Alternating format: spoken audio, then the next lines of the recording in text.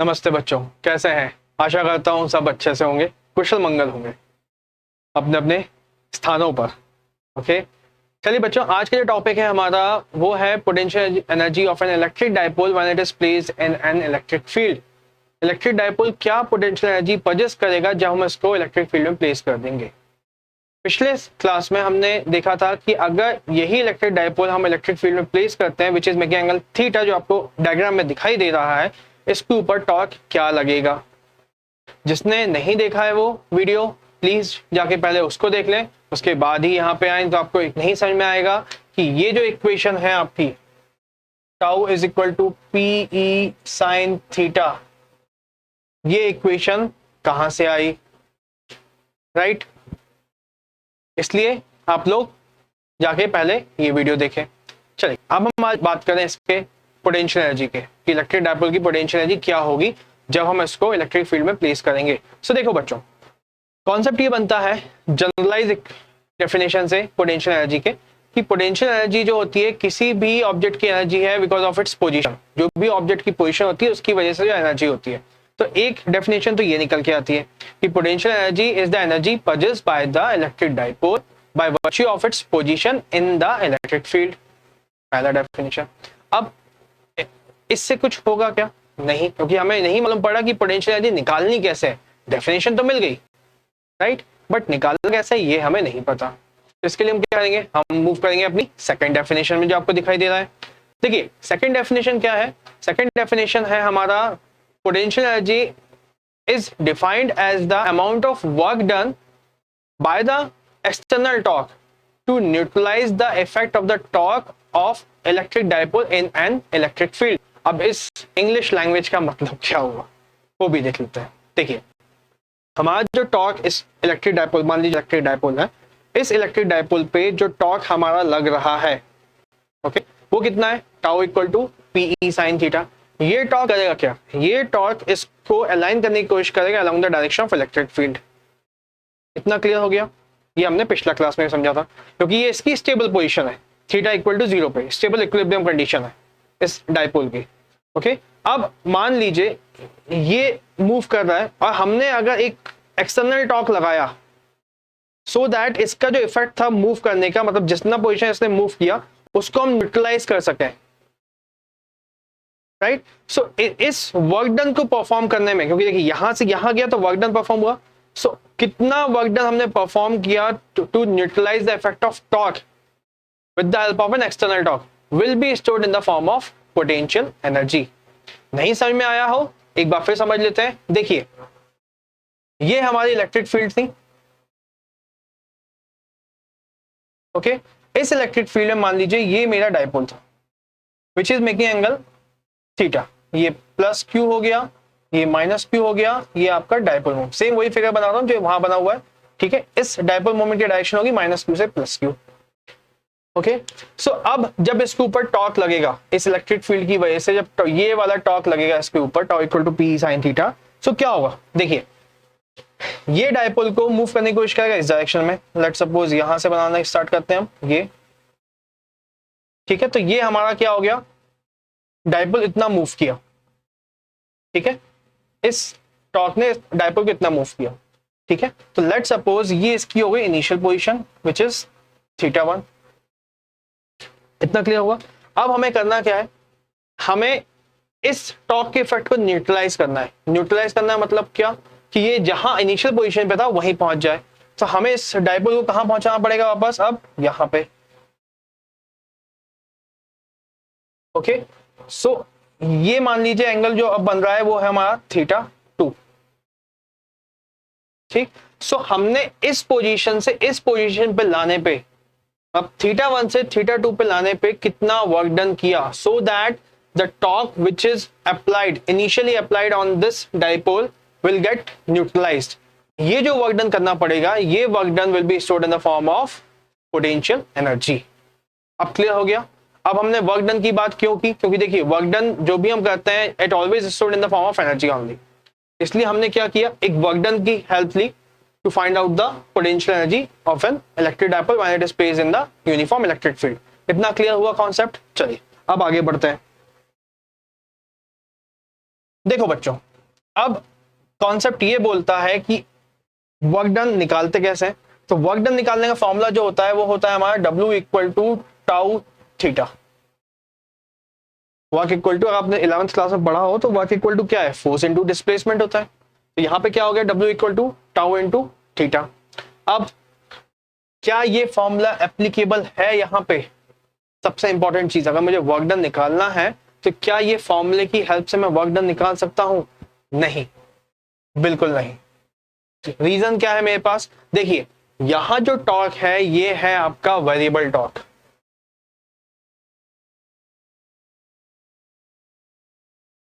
ठीक है, variable torque का मतलब क्या हुआ, इसकी वैल्यू बार बार चेंज होगी। क्यों चेंज होगी?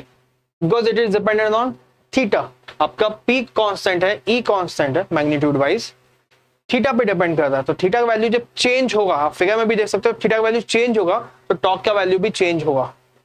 ओके, तो इसका मतलब क्या हो गया, टॉर्क जो है यहाँ पे आपका फिक्स टॉर्क ना हो गए, वेरिएबल टॉर्क है। तो जब भी आपका वेरिएबल फोर्स या फिर टॉर्क लगता है तो क्या हम ये फॉर्मूला यूज करते हैं? नहीं, हम ये फॉर्मूला यूज नहीं करते, हम यूज करते हैं work done by the variable force. यहाँ पे हम टॉर्क की बात कर रहे हैं तो हम बात करेंगे work done by the variable torque. So यहाँ पे हम जो फॉर्मूला यूज करेंगे वो होगा D W equal to tau D theta. Clear? अब इसके बाद अभी हमने देखा था थोड़ी देर पहले जो डायग्राम बनाया था उसमें क्या था, थीटा 1 पोजीशन से थीटा 2 पोजीशन पे लेके जाना है टॉर्क को, तो कितना वर्क डन करना पड़ा। सो टोटल वर्क डन कितना हो जाएगा आपका, integration of D W integration of theta 1 to theta 2 tau D theta. अब टाउ की वैल्यू क्या है बच्चों, पुट कर दो यहाँ पे, क्या आ जाएगा, theta 1 to theta 2 PE sine theta D theta. यहां से पीई कांस्टेंट था, बाहर आ गया। साइन थीटा का इंटीग्रेशन कितना होता है, माइनस कॉस थीटा, तो माइनस कॉस थीटा आपका यहां आ गया। यहां कितना बचा, थीटा 1 थीटा 2। इसको फर्दर हमने सॉल्व किया तो क्या आया, माइनस पीई, माइनस साइन बाहर निकाल लिया, अंदर क्या बचा, cos theta 2 minus cos theta 1। ये जो वर्क डन आया that will be stored in the form of your potential energy, जिसको हम यू से रिप्रेजेंट करेंगे। ओके, सो ये है आपका डेरिवेशन। इसके दो स्पेशल केसेस भी हैं जो हम इसके बाद अभी डिस्कस करेंगे, उससे एक और डेफिनेशन निकल के आएगी आपकी पोटेंशियल एनर्जी की। ओके, सो ये आपका क्या आ गया, डेरिवेशन। आई होप इतना क्लियर होगा, आसान था। चलिए अब आगे बात करें। सो हमारे पास जो इक्वेशन आ गई बच्चों वो आ गई u is equal to minus PE cos theta 2 minus cos theta 1। अब थीटा 1 क्या थी, याद रखिएगा, थीटा 1 थी हमारी इनिशियल पोजीशन। ओके, थीटा 1 क्या था, इनिशियल पोजीशन। डायग्राम बना देते हैं फिर से। ये था मेरा थीटा 1 इनिशियल पोजीशन, यहां से हमने इसको मूव किया था थीटा 2, ये। ओके, तो थीटा 1 था इनिशियल पोजीशन। अब लेट सपोज थीटा 1 का वैल्यू कितना है, 0 है, मतलब ये जो आपका डाइपोल था initially along the direction of electric field ही था। तो उस केस में क्या हो जाएगा, देखिए u इज इक्वल टू हो जाएगा माइनस पीई, थीटा 2 हो जाएगा आपका theta, so cos theta minus cos theta 1 का वैल्यू कितना, थीटा 1 का वैल्यू कितना है, 0। तो ये कितना निकल के दे देगा आपको, ये दे देगा minus PE cos theta minus 1। This will be the potential energy when initially the dipole is along the direction of electric field। ये कभी कभी पहला सॉरी ये केसेस निकालने को आ जाता है। ओके, नॉट यहां, हम ये उसको यहां पे क्लियर हो गया।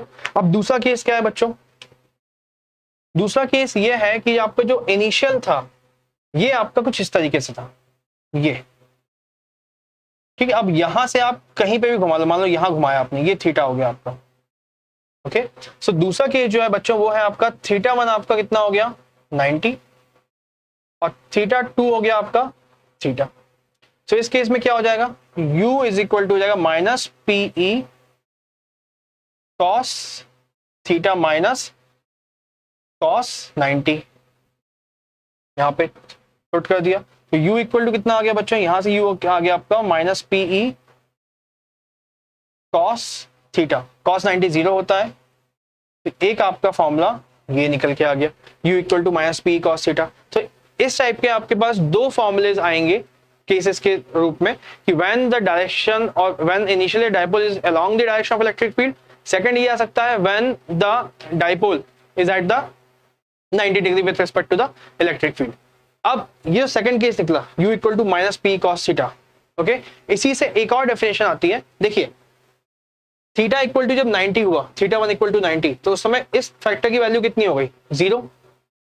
तो इस केस में हम डाइपोल की पोटेंशियल एनर्जी को जीरो पोटेंशियल एनर्जी भी कहते हैं, ये याद रखिएगा, ठीक है। सो अब क्या हो गया, हमारे पास एक और बन गया डेफिनेशन। अब हम जीरो पोटेंशियल एनर्जी से, ये जो जीरो पोटेंशियल एनर्जी था, इससे आप डाइपोल को मूव कर रहे हो थीटा डिग्री। ओके, सो एक डेफिनेशन क्या आ गया, potential energy is the energy possessed by the dipole when it is moved from its zero potential energy. Zero potential energy means theta equal to 90 degree initial angle. Zero potential energy to any arbitrary angle named as theta. So आपका तीसरा definition यहां से मिल गया। So आज का topic I hope आप लोगों को समझ में आया होगा। मैं फिर से रिवाइज करवा देता हूं आपको स्वीट एंड शॉर्ट टर्म में। हमने क्या देखा कि पोटेंशियल एनर्जी क्या होता है, पोटेंशियल एनर्जी है by virtue of the position, first definition. Second definition क्या था, सेकंड डेफिनेशन था by the calculating the amount of work done against the torque. Okay, and ये जो वर्क डन होगा अगेंस्ट होगा इलेक्ट्रिक टॉर्क के जो हमें अप्लाई करना है, which is known as external torque, और यही आपका work done will be stored in the form of potential energy.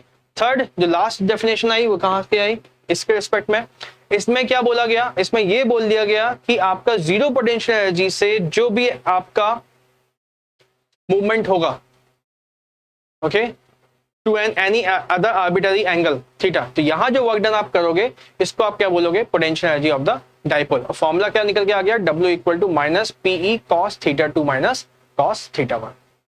Okay, चलिए, आशा करता हूं समझ में आया होगा आप लोगों को अच्छे से। कोई भी डाउट हो कमेंट बॉक्स पे जरूर लिखिएगा, and thank you so much for all of your love and support that I am getting continuously from your side. Okay बच्चों, पढ़ते रहो, खुश रहो, अच्छे से रहो, stay happy and fine, God bless you all, नमस्ते।